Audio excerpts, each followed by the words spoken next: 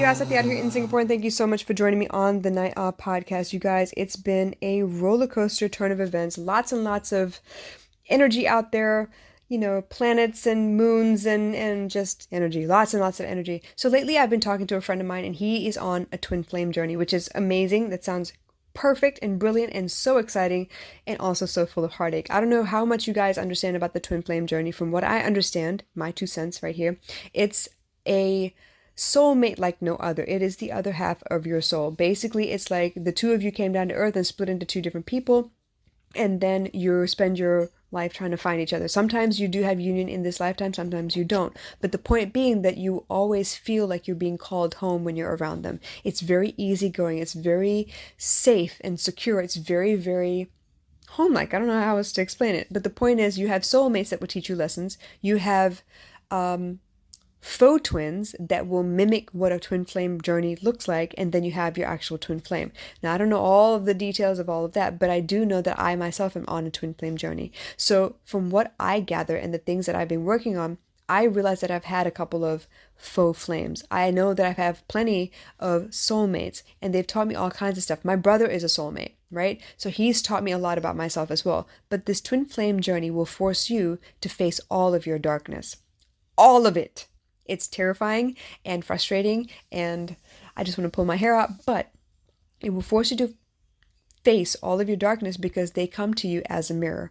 All the things that they're facing within themselves that you're trying really hard to help them through will reflect back on you, meaning to say that you have some of this darkness in you as well. You've been through some of the things that they're going through, but it's up to you to heal yourself. The more you heal, the more you attract your twin. And I've always been told that you need to take the face off of who you think your twin is and just focus on healing yourself. Now, everyone talks about the runner-chaser paradigm, that, there is one twin is a runner and the other one is chasing them. But it's not completely like that. The harder you try to hold on to the connection, the more the twin moves away from you. It's like every time you think of them because you're worried about them, you're wondering about them, you're trying to figure out where they are, what they're doing, you're obsessing about them. Every time you obsess, your spirit pulls on their energy, and they feel it, and they feel like a claustrophobia or whatever, and they tend to move away.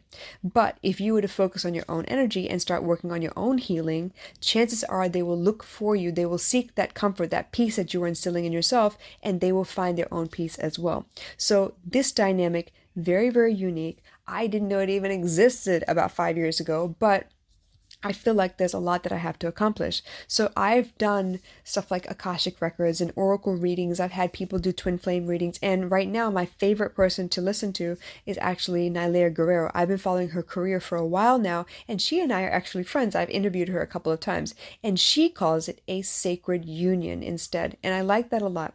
Within the sacred union, there are two dynamics, but both of us, both entities, have both dynamics. So I have a divine feminine and I have a divine masculine within me.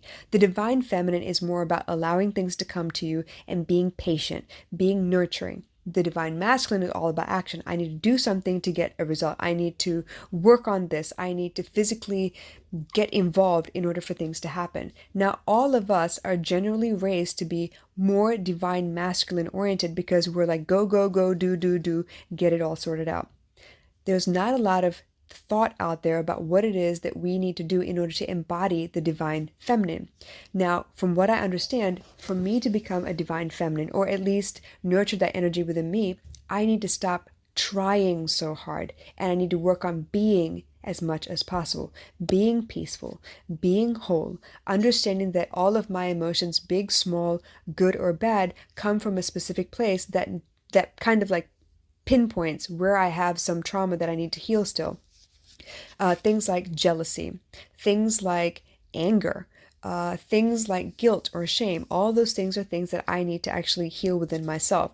When I speak to somebody and they talk about, oh, you know what, I want to be with you, but I can't. I want to be a part of your life, but I'm not sure I can offer very much. I tend to get offended, and I wonder if it's because of me. That's something I need to heal for myself. That's not something that other person can do for me. I need to wonder why it is that I don't feel whole enough, why it is that I'm jumping to the confusion, and I said that on purpose, jumping to the confusion of me not being enough automatically when they say something like that. When people say things like that, it's about their capacity, their experience, their trauma. It's not actually a reflection of you. If they're telling you they're not ready, that's on them. It's not a reflection of you, because the right person, when they're ready, will have no problems adjusting and being intuitive and putting in initiative to make sure that this connection stays real. So on the twin flame journey, all I know is that I need to stop worrying about who it is or how they're going to show up or how they're going to come contact me, and I need to focus on healing myself. Easier said than done, trust me. But every time I have an altercation with my twin, I realize that there is something else that I have not healed yet, something that I pushed aside and tried not to think about because I'm no longer in a relationship. But when it pops up, I'm like, I thought I healed that. I guess I haven't. Now I have to go look at it and figure out what it is that it actually means. I had a tough time being independent within a relationship. I was always taught that, you do everything you can for your person and they will have no reason to leave you and go outside of the relationship to get what they need. That's not how that works. It's coming from my mom and how she runs her life, and it works for her, but it does not work for me. For me, I need to co-regulate. I cannot be codependent, and that's something I've been trying really hard to heal. I can't depend on you to validate me.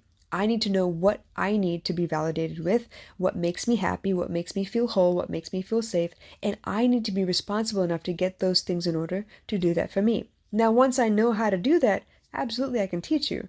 But until then, I'm not supposed to depend on anybody else to do those things for me. Why? Because this is my journey.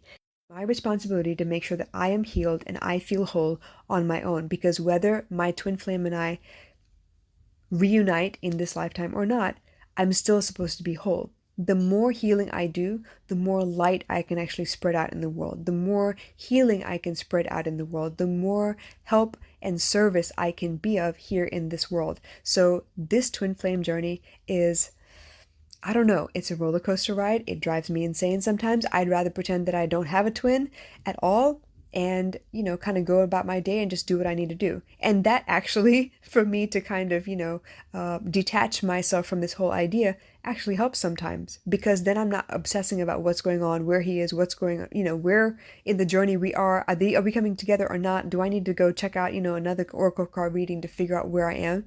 Rather than do all that frenetic energy type of chasing, I can actually focus on what it is that I need to be the best person that I can be while I'm here on earth. What it is that I need to heal all of those little traumas that have added up to big pain in all of the relationships preceding this one.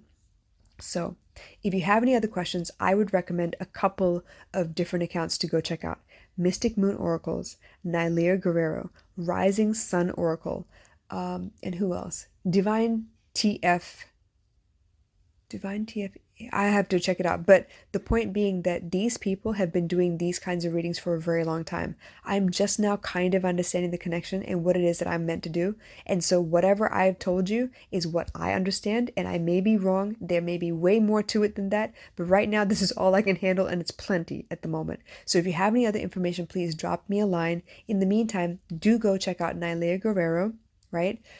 Mystic Moon Oracles and Rising Sun Oracles. I've been following them for many years now, and I trust their intuition. I trust the way that they pull the cards and read energy. So I hope this helps you guys, and I will catch you again soon. Bye.